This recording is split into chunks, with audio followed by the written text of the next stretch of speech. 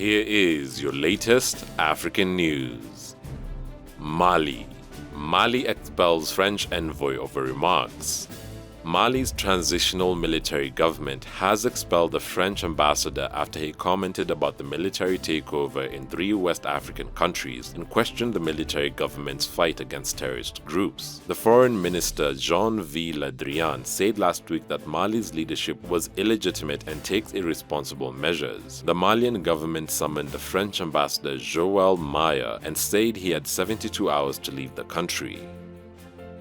Kenya Airways vows to stop transporting monkeys. Kenya Airways will stop transporting monkeys from the Indian Ocean island of Mauritius to the United States for laboratory experiment after their contract expires this month. KQ's announcement came after a truck transporting long-tailed macaque monkeys bred in a farm in Mauritius crashed last week in Danville, Pennsylvania, attracting criticism from animal rights activists. The shipment was heading to a U.S. Center for Disease Control and Prevention approved quarantine facility and laboratory in Florida. Burkina Faso. Military government announces the restoration of constitution. The Burkinabe military government has announced the restoration of constitutional order just 1 week after a coup ousted elect President Kabore. In a statement read on television, a spokesman of the military notified the population that they had approved a fundamental act. The 37th article document lifts the suspension of the constitution after its suspension in the aftermath of the January 24th coup. According to the statement, it guarantees independence of the judiciary and presumption of innocence, as well as basic liberties spelled out in the June 2nd, 1991 Constitution, such as freedom of movement and freedom of speech, as well as it secures power in the hands of the military. President Roch Marc Christian Kabore was overthrown after months of anti-government protests demanding his resignation. Southern Africa. Zimbabwe braces for second cyclone a week after Anna.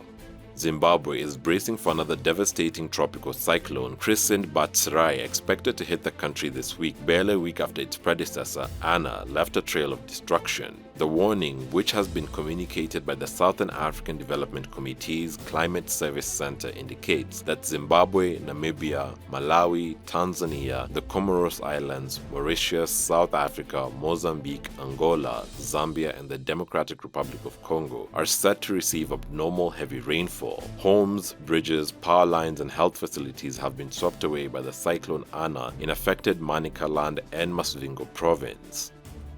Mozambique. France's Total to resume gas project in northern Mozambique.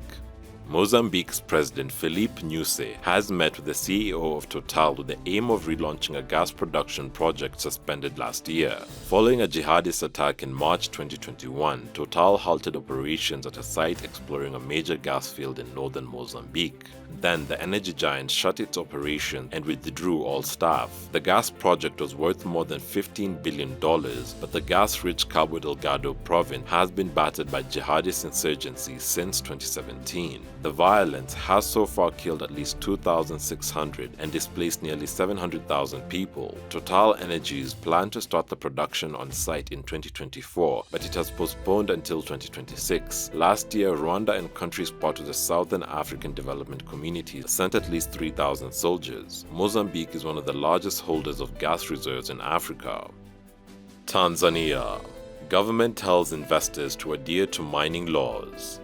The Tanzanian government has ordered mining firms to adhere to the country's mining laws and regulations and as well observe environmental protection requirements to avoid conflict with the locals. Minerals Deputy Minister Dr. Stephen Kiruswa issued the order when he visited Paramount Limited that owns 12 mining licenses in Longido District, Arusha region to inspect mining activities. In the course, he directed the investor to ensure they get approval of the villagers through their general meetings as they expand and change land use in the areas from a pastoral land to a mining field. Equally, he said the government would not disturb any investor who adheres to procedures, considers the well-being of the citizens, and pays all taxes.